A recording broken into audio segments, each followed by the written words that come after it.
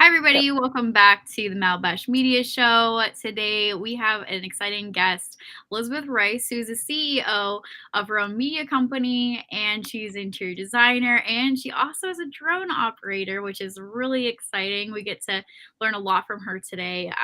She's very talented, has a really amazing portfolio. You can find her we'll pop up her website here so you guys can go and see her. But Elizabeth, we're really excited that you're here today. Thank you so much for making the time. Thanks for having me.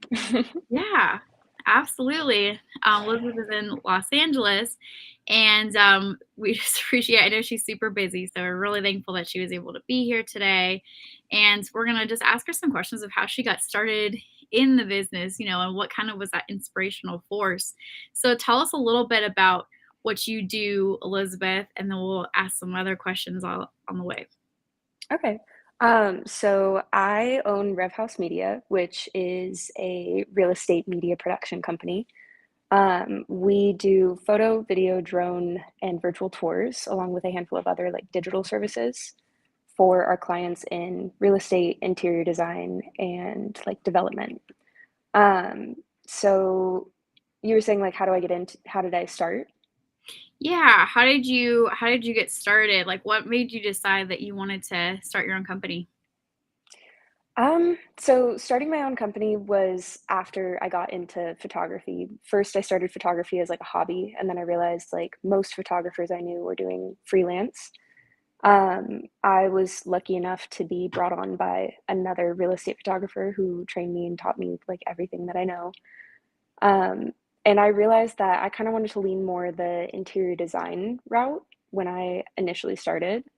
Um, because I wanted to do a little bit more like artistic and like the vignettes and the F1.8.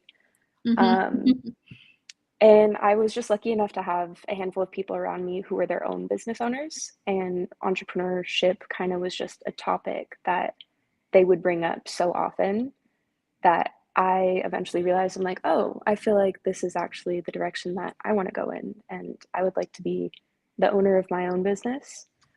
So that was in August of 2019 when it started actually going that direction. Then, of course, COVID, but we're like picking up steam finally again, which is awesome.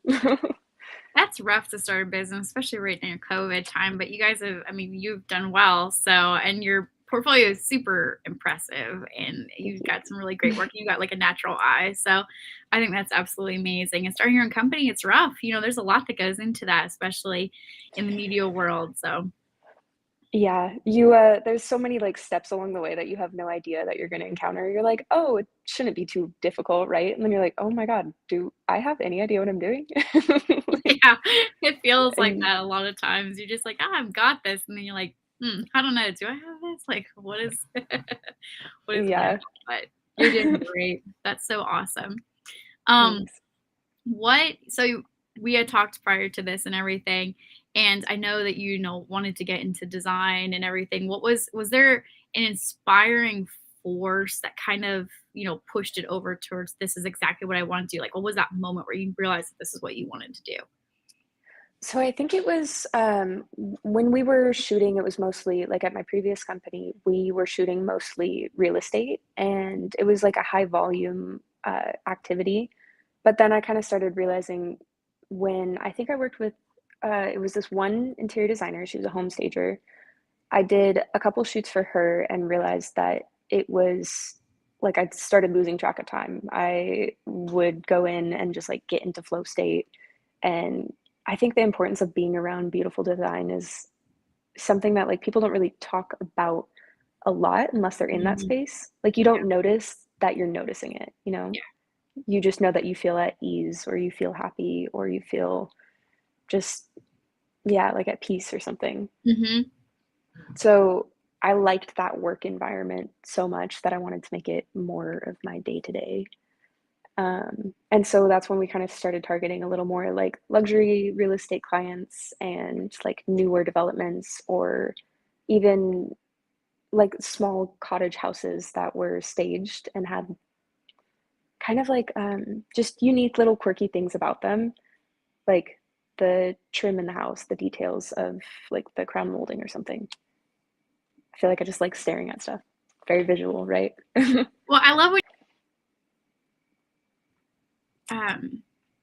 when you talk about it, you light up so much. So it's really, you could tell it's something that's really passionate for you. So you really like Mhm.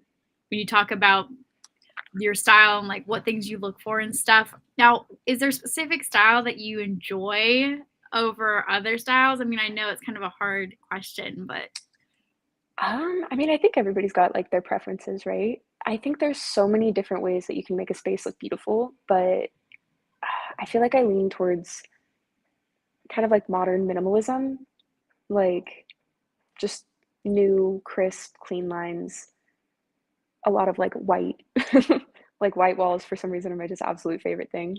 But then watching interior designers just get creative with it and add their color and textures and just like actually observing how they design the house, it makes me be like, oh, maybe I should like do my own house like that.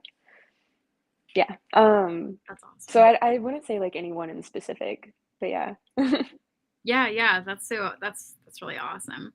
And I think when you have so many ideas and you can see, where they can a lot of times mesh, it's hard to create just one genre that you really like, because so many of them can connect really well. So, what Mhm. caused, the drone side of everything? How did you get started with that exactly? So drone is actually in the real estate and then development, so more like commercial real estate. It's Hmm. super helpful because if you say are looking at some like 10-story building, you want to be able to get a view of the whole thing. Or if you have a house in like a really cute neighborhood and you want to show off like local amenities like schools, parks, that's kind of like a standard in real estate photography. And then getting to throw like the drone footage into a video, it adds like a whole extra angle that you're like, oh my God, like that looks like a movie. Yeah. Yeah, absolutely. It's really a nice professional touch to have that. And I was talking to you earlier. To me, I wouldn't be able to connect taking the photos with being able to operate the drone. I'm sure I would get used to it, but it would be pretty rough, I think, in the beginning. So I take Yeah. my hat off to you being able to do that successfully and everything. And I know, so there's laws too about drones, right, in certain states. Hmm. So you have to be aware of that as well. So Hmm. I'm sure that makes it even, trickier and stuff. But Yeah. It's that's the awesome. What was find one of before your you fly. favorite gigs that you've enjoyed or done? Um, so okay. I feel like every high-end like luxury space that I've been in has been a lot more like they all have their own appeal to it, right? Yeah. The very first one on my website, that was Blue Homes. That was just like one of the first houses that I got to shoot with my past company. Um, but I would say some of the like individual homes that I've shot, like people's houses, they like Circa Los Angeles was one of them. And then 33 Tahoma was another one in San Francisco. Mm, They were just like residence homes and just getting to see like the actual unique touch of like a person who lives there. yeah. So those ones for sure. And then like the views are amazing. I'm sure they're Um, amazing. That'd be so fun. yeah. And then this other one that stood out is like, I would say kind of like the Airbnbs because it's like, I don't know, there's so many different unique little quirks about all of those. Um, And then, God, there was this one in East Sac. It was another woman's home. She was going to Airbnb it. And it was just so cute the way that they designed it. Like the architecture and the style in East Sacramento specifically, I feel like, um, is something that I've always just been drawn towards. Like in the Fab 40s, it's just such a cute neighborhood and like every house has so much character there. That's really cool. That sounds like a lot of fun. And you sound like you've gotten a really great, like different feel for all the different types of styles of housing as well, and So many. locations. Yeah. That's pretty Yeah, it's exciting. it's also cool going from, like, Sacramento to, like, San Francisco to Napa to LA and seeing, like, what's more common in those Mhm. areas and where people kinda have, like, a I would say in, like, the bigger cities, people have a hub of more interior design, more, like, evolution in the way that they'll, like, decorate the home or the way that they'll build the home, and it's just cool to see it, like, evolve even faster in, like, more densely populated areas. Interesting. That's a really Yeah. interesting insight. Um, Mhm. because I don't think, a lot of people when they look at it from the outside, it's like, oh, well, that house is pretty. Like that's the basics of it, or in the city, it tends to be a little bit more people are open to the design side of things and, out in maybe a rural area, not so much. So it is Mhm. kind of, that's a good insight where um that you can tell the differences of that and the kind of why, so I think Mhm. that's really cool. Um, Yeah.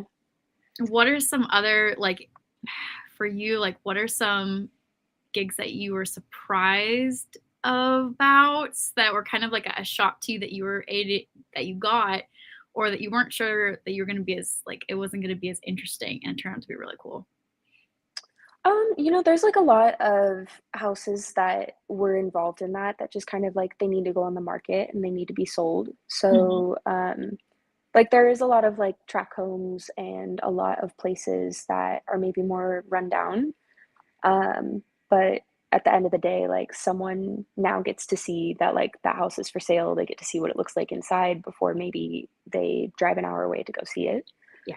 Um, so I think it's like I don't know, it's just like those are the run of the mill days where you're like, this is just part of the process. Right. But Yeah. yeah, yeah. That's so cool.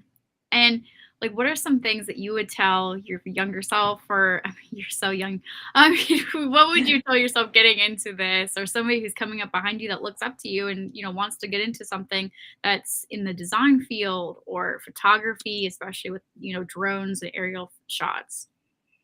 I would say some of the best advice that I've gotten that I'm actually starting to realize and like implement, I would say first, just fail and fail fast. Just get it out of the That's way. You're not awesome. going to Yeah. do Hmm. 100% your best work at the beginning. Just get out of the way. Yeah. Um, and then lately, I'm definitely realizing like help others. Like when you are in service of other people, you Yeah. realize that your network expands and grows so much more. Um, and like people are kind, like people want to help you. And when you kind of just approach relationships in that way, where it's like, okay, well, I would love to do something for you just to like watch you grow and prosper, like it always eventually comes full circle. So just be a good person, I guess. No. Yeah. Yeah, that's 100% true. Be a mentor. I was talking, listening to somebody earlier today. They were talking about, being a mentor and having a mentor, and if you have a mentor or somebody that's willing to give to you, make sure that you're giving back to them as well, have that full circle that comes along. And I like what you said. Yeah. The key is like fail and fail quickly. We're Yeah. going to fail. It's going to happen, So how are you going to do it? Are you going to do it uh now or later down the road? You can't get past that. It's might as well learn it and be willing to ask for help and get through it faster than just Yeah. kind of. And like especially to that note, I think like a lot of people, like myself included, have this perfectionist idea of like I need it to be perfect. I need circumstances to be perfect and I need to be perfect before I can start. But at the end of the day, like there really is no perfect anything, no perfect circumstance. There's So, not. yeah, just Yeah, there's not. kind of There's so going many for people it. that just need to get it out there and just start working on it, and most of us think that it has to be perfect. We have to have the perfect website, this, that, cards, whatever, it needs to all be perfect before we can get started, and that just won't. Yeah. Yeah, it's like you don't know how many times I rebranded at the beginning thinking I'm like, "Okay, this is the productivity I need to be working on." And it's like, it's not. Like, Yeah. Productivity, that yeah. won't change, that won't pay the bills, you're what Mhm. your logo looks like is not going to make people necessarily want to come to you any more than, yeah, that's really good Yeah. advice. And, like, just getting the momentum rolling because, like, once you're in it, it's like that is like, "Okay, this is just my life now." Like, this is the movement that I need, but it's like an object at rest stays at rest. So, Hmm. yeah. That's awesome. What would you say your ideal client is? I feel like I have a few in mind, and, um, I would say ideally someone who takes absolute, like, pride in their work, and loves beautiful spaces, I would say, as much as I do. So that would tend to be like a luxury real estate agent or a luxury interior designer, um, because it can cross between commercial and residential if they're in the interior design space. But yeah, someone who operates at that luxury high end, Hmm. beautiful spaces. Yeah. Yeah. Oh, that would be so fun. Kind of, Yeah. I know you probably have like a wish list of things that want to create or something like that too, or decorate. Mhm. Awesome. Well, I know that your battery is probably getting low, so we'll probably have to jump off Okay. here soon. But thanks so much for being with us. And where can we find you to work with you besides your website? You have social media and everything, correct?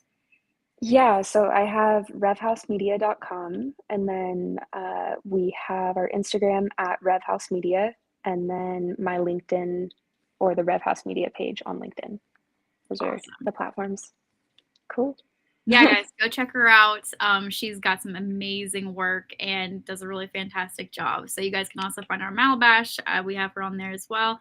And then definitely check her out at our website. We have it popped up here for you guys to check it out. So thank you so much, Elizabeth. And you guys will Yeah, all see you next time on Malabash Media Show. Take care. thank you.